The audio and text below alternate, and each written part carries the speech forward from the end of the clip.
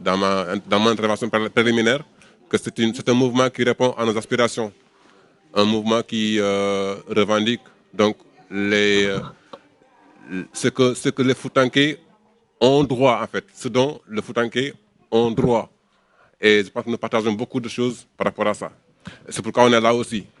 Donc, d'après ce qui se passe actuellement, c'est, comme on le sait, hein, c'est le contexte politique qui domine. On est à la veille des élections locales, des élections-là qui sont pleines d'enjeux. Mais je vous dis qu'aujourd'hui, les enjeux sont tous politiques. Ces enjeux sont tous politiques. Ils ne sont pas, pour le moment, économiques ni sociaux.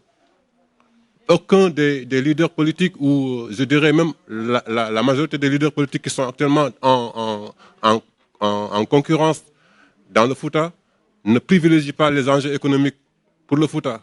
Ils privilégient tout simplement l'enjeu électoral, qu'ils soient élus, tout simplement. Mais s'ils sont élus dans ces conditions-là, les problèmes sont les mêmes. Les problèmes sont encore les mêmes. C'est-à-dire qu'on va retourner encore à la phase de départ, à la phase dans laquelle les Foutanké n'ont pas d'eau, les Foutanké n'ont pas d'électricité, les Foutanké n'ont pas de voies de communication, de moyens de transport, de structures de santé et d'éducation. C'est ça la phase de départ dans laquelle on va revenir encore. Donc, j'aimerais que ceux qui sont en train de sillonner le Fouta pour briguer les mandats, demander le suffrage des Foutanké au niveau local, qu'ils pensent uniquement, qu'ils pensent essentiellement à ce qui est important pour le Fouta. Ce qui est important pour le Fouta, ce n'est pas parce qu'il est maire. Ce qui est important, c'est que ce maire-là, qu'est-ce qu'il pourra faire? Qu'est-ce qu'il a comme programme économique de développement local d'abord? Qu'est-ce qu'il a comme ambition de satisfaire aux différents problèmes quotidiens que les Foutanké ils vivent? Ce n'est pas parce que je suis élu maire. C'est vrai que c'est une institution, la mairie. Mais la mairie, comme on le sait aussi, au niveau diaspora, comme on le voit dans tous les pays où nous vivons ici, ce sont des gens qui sont compétents, qui viennent et qui sont proches de leur administré.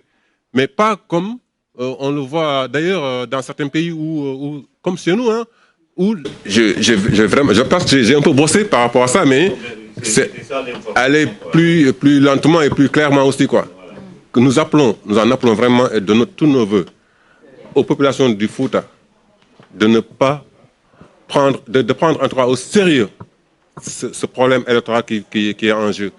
Parce qu'il ne faut pas aussi que les gens oublient que la personne qui se déclare candidate ou qui est portée par une coalition ou un parti politique quelconque soit quand même une personne capable ou ambitieuse, ou qui a un projet fiable, un projet qui est capable de résoudre un certain nombre de problèmes au niveau local. Mais si vous prenez des gens qui n'ont l'intérêt pour eux-mêmes, c'est que vous revenez au point de départ encore pour vivre les mêmes problèmes que vous avez vécu avant. C'est ça aussi. Il faut que les gens comprennent, qu'ils sachent qui mettre à la place de la mairie. Ce n'est pas à n'importe qui qu'on va confier la mairie. C'est une institution, c'est fondamental. C'est vital aussi pour les populations locales. Elles n'ont pas à aller ailleurs pour trouver les solutions ailleurs, mais elles trouvent les solutions au niveau local aussi. Donc pour cela, il faut un maire capable.